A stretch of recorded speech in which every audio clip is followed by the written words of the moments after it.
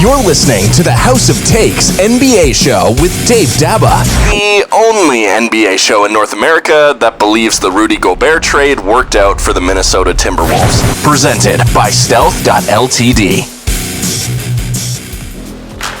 Live and on tape from the heart of the Silicon Valley, it's the show that asks the tough, biting questions like Ja Morant, who didn't play tonight. Was he actually really sick, or did the Memphis Grizzlies actually shut him down for his alleged air gun incident a couple nights ago against the New Orleans Pelicans? It's the House of Takes NBA show. Coming up on today's show, the poor Detroit Pistons continue to get poorer as they lost. At least they had some semblance of a game plan as they took Boston into overtime, but ended up losing their 28th game in a row. Guess what, North America? The Spurs actually won a road game, and Ja Morant, as I mentioned, didn't play tonight against the Denver Nuggets, which means the Denver Nuggets actually won. I've got all of that, and of course, trust me, a whole lot more coming up on the big show tonight. It is just after 10:35 PST time on the West Coast on a Thursday night, North America. I'm Dave DeBaugh, and thanks so much for tuning in to the show. Tonight, though, we do begin with the Ja Morant story and the poor Detroit Pistons. Now, as I mentioned, we're going to talk about Ja Morant first, and Ja did not play tonight. The Denver Nuggets ended up winning the game pretty easily, would be the best way I would describe what happened in tonight's game as things went down in the association for the Memphis Grizzlies. 142 to 105 was the final. Leading the way for the Memphis Grizzlies was, of course, wait for it, when Ja's not there, it's always Desmond Bane. One of America's most hated players. 23 points for Desmond tonight as the Denver Nuggets easily handled the Memphis Grizzlies. The Grizzlies, who had won 4 straight games with Ja Morant averaging just under 29 points in his first 4 games back since his 25-game suspension, allegedly was sick tonight and did not play. Now, I would not, and I'm purely speculating at this point, I would not put it past the NBA and the Memphis Grizzlies getting together on a conference call the day after his alleged air gun incident against the Pels in the Grizzlies' victory. I wouldn't put it past the NBA and the Grizzlies deciding that they were going to come up with some reason to actually shut Ja Morant down. Now, I have no proof of any of this, and this is pure 100% speculation at this point. Now, if you go back and you look at the video of Ja Morant's alleged sort of air gun incident, yeah, I mean, clearly there was something going on there.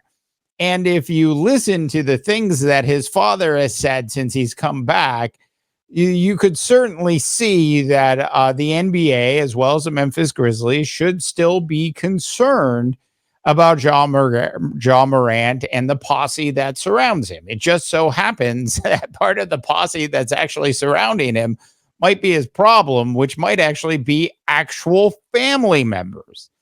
I am just saying, when your own dad comes out and basically says that you didn't really learn anything from your 25-game suspension, then you really got to sort of question who is around the kid. Look, Ja Morant, as I've said on numerous occasions, has a ton of talent. He is by far one of my top 3 basketball players in the National Basketball Association to watch on any given night. He is must-see National Basketball Association television. I hate to see, incidents like this as friendly. Like if I were to do a gun shooting thing here on a podcast, nobody would care. But I am not out at clubs late at night, generally, with gun in hand. I'm just saying. So there's a different level of standards that people are going to hold Ja Morant to, and I certainly hope that this wasn't anything big and just a blip on Ja Morant's radar, and hopefully he'll be back later in the week. On to the sad news of the day.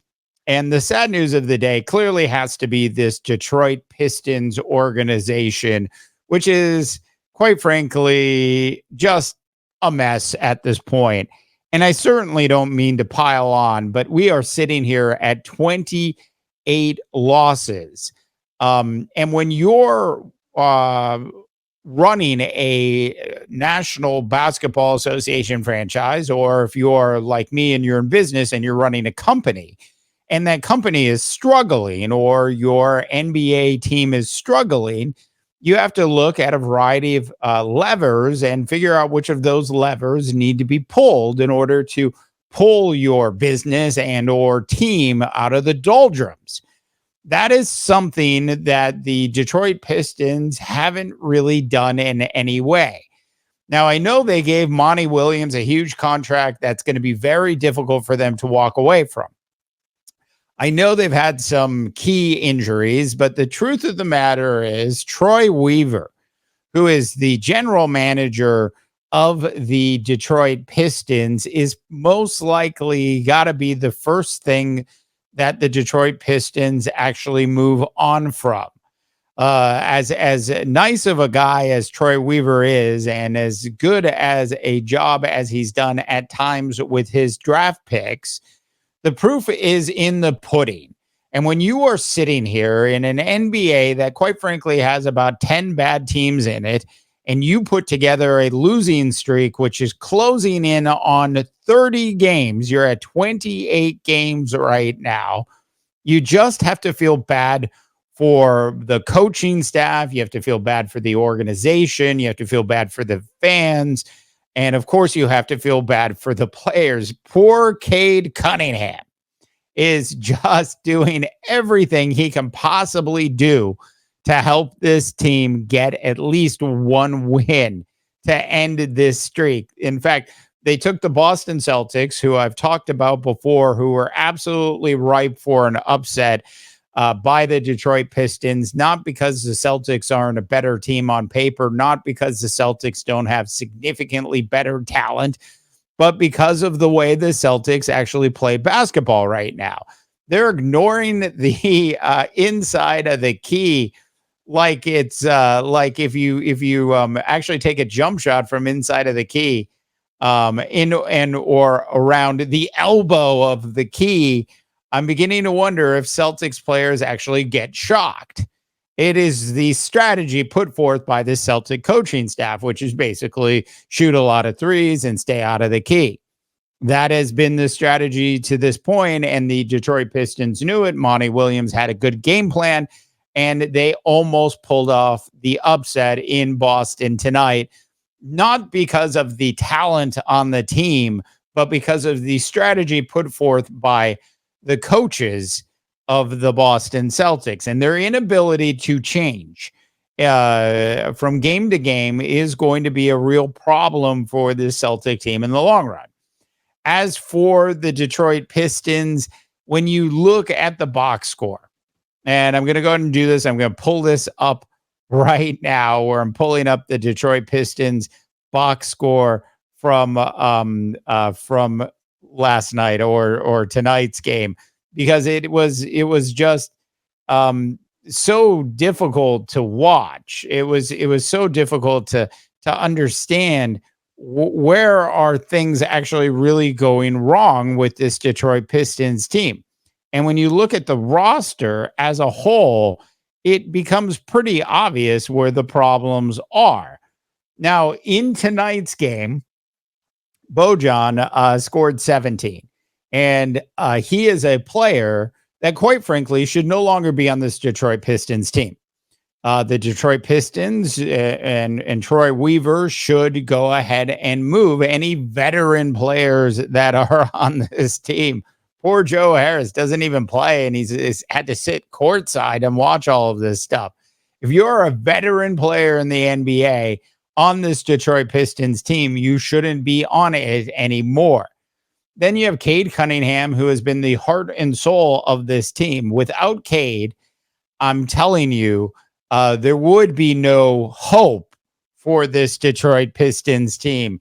Jalen Duren has been back for the last couple games, and of course, he did a pretty good job. And Jaden Ivey is who he is. He can get you between 15 and 22 points a night. Tonight, he happened to get 22. But when you get beyond all of that, who are you left with? You got Alec Burks, Isaiah Livers, James Wiseman, Azure Thompson, Killian Hayes, and my personal favorite, the last stop in the National Basketball Association for Kevin Knox has to be with this Detroit Pistons team. In 18 minutes tonight, Kevin Knox scored a whopping 6 points and had 2 rebounds. Look, we all know who Kevin Knox is at this point. Clearly, a shakeup at the very top inside this Detroit Pistons organization needs to happen. I feel bad for Monty Williams. He's just, baking what he has with the talent that he has in front of him. However, Monty Williams, as good of a head coach as he is, should have been able to end this streak a long time ago. So some of the responsibility of this has to go on Monty Williams' shoulders as well. All right, and finally tonight in the association, I like to try to end things on, if you will, a chipper, good news, if you will. And that goes out to a special shout out, if you will. I know I'm not going to talk about the 40 plus points that Ant-Man put up against the Dallas Mavericks tonight when Luka Doncic didn't play and the Timberwolves just barely squeaked by. We're not going to talk about that, but we are going to talk about the San Antonio Spurs and the fact that they scored 118 points on the road and had a road victory for their 5th victory of the season. The Spurs are now 5-25. And I'm probably the one person in North America that is even daring to say this at this point, but I know that Greg Popovich has been a great coach in the association. But when I look at the talent on the San Antonio Spurs team, and if I were to compare that to the talent on the Detroit Pistons team, I think that there's a significant difference in the talent that lives on the San Antonio Spurs team at this point. They should have more than 5 wins at this point. At some point, Greg Popovich is going to move into that president position and will hand his coaching duties off to somebody else.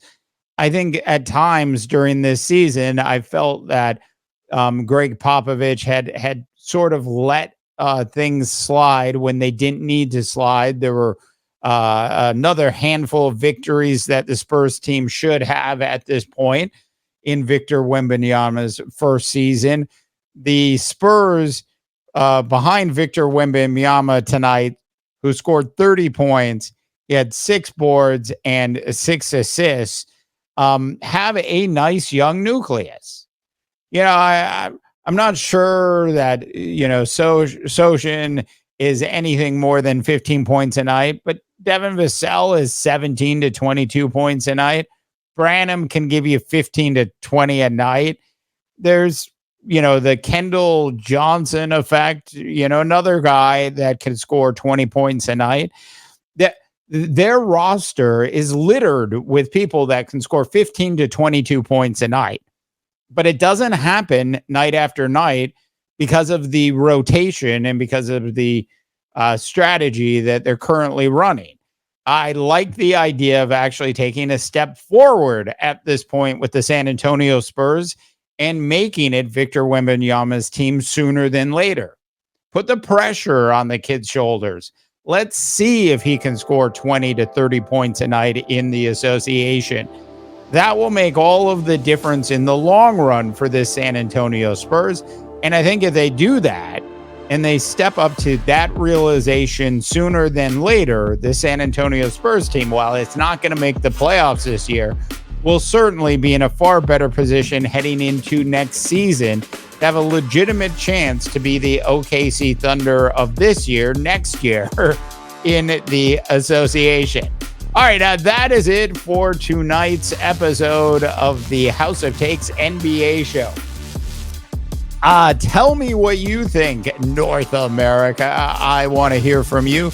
Go ahead and drop in a comment. Of course, subscribe and like this video if you haven't already done so. For the House of Takes NBA show on a Thursday night, I'm Dave DeBaugh, wishing you all a tremendous rest of your sports viewing week. You've been listening to the House of Takes NBA show with Dave Daba, presented by Stealth.ltd.